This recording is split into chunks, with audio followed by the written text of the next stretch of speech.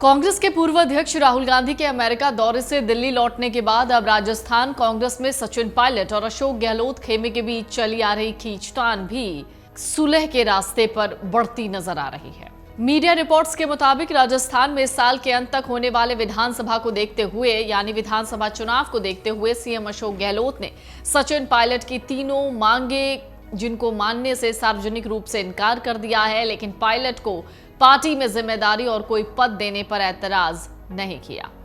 CM Gehlot जानते हैं अब की बार कांग्रेस सरकार रिपीट होने के चांस बन रहे हैं क्योंकि बीजेपी में भी खींचतान है। सीएम फेस क्लियर नहीं है। बीजेपी वर्सेस अशोक गहलोत चुनाव राजस्थान में होने के आसार बन रहे हैं। ऐसे में पायलट की नाराजगी मोल लेकर युवाओं और गुर्जर वोट बैंक का नुकसान नहीं उठाया जाना चाहिए। आपको बता दें, मुख्यमंत्री अशोक गहलोत और सचिन पायलट के बीच चल रहा विवाद खत्म कराने में खुद संगठन महासचिव केसी वेणुगोपाल जुट गए हैं। कांग्रेस अध्यक्ष मल्लिकार्जुन खड़गे और राहुल गांधी के बीच इस मसले को लेकर बातचीत हो चुकी है, जिसका संदेश सीएम गहलोत को संगठन महासचिव केसी वेणुगोपाल दे चुके हैं। हाल ही में विपक्षी दलों की बैठक में राहुल गांधी के साथ केसी वेणुगोपाल पटना जाकर वहां पर उन्होंने सबसे मुलाकात की। मुकुल वासनिक सीएम गहलोत के बेहद करीबी नेता हैं। उनका वेणुगोपाल के साथ गहलोत से मिलने आना बड़ा सियासी मैसेज देता है। वेणुगोपाल से सीएम अशोक गहलोत की मुलाकात के दौरान प्रभारी सुखजिंदर सिंह रंधावा और पीसीसी चीफ डोटासरा मौजूद थे, लेकिन मुकुल वासनिक ने सीएम गहलोत से अकेले में अलग से मुलाकात की। गहलोत ने भी खुलकर वासनिक को अपना पक्ष रख दिया। सूत्र कहते हैं सीएम गहलोत सचिन पायलट को आगामी विधानसभा चुनाव और संगठन के लिहाज से पद देने पर राजी हैं। तो वहीं सचिन पायलट भी एक दिन जयपुर में रुकने के बाद वापस दिल्ली लौट गए हैं। अब सचिन पायलट जल्द ही राहुल गांधी से मुलाकात करेंगे। संभावना यही है जैसे ही पायलट को जिम्मेदारी मिलेगी, राहुल गांधी के साथ मुलाकात की जो तस्वीर है वो सामने आ सकती है। सूत्र बताते हैं पायलट को नई जिम्मेदारी देने के साथ ही संगठन में व्यापक फेरबदल किया जाएगा। अपुष्ट खबरें मंत्रिमंडल में फेरबदल की ओर इशारा कर रही हैं। लेकिन सबसे बड़ा सवाल है सचिन पायलट की उन 3 मांगों का क्या होगा जो उन्होंने सार्वजनिक रूप से अल्टीमेटम देते हुए जयपुर के भाकरोटा की जनसभा में जनता के सामने रखी।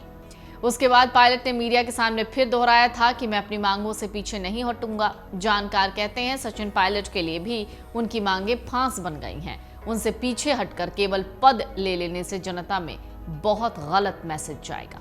सचिन पायलट का अल्टीमेटम 30 मई को खत्म हो गया था। मुख्यमंत्री अशोक गहलोत ने उनकी तीनों मांगों को ठुकरा दिया। इस पर पायलट कह चुके हैं मैं अपनी मांगों से पीछे नहीं हटूंगा। इसके बाद भी पायलट ने अब तक कोई एक्शन नहीं लिया। वो कांग्रेस आलाकमान से सुलह के फॉर्मूले को लागू करने का इंतजार कर रहे हैं।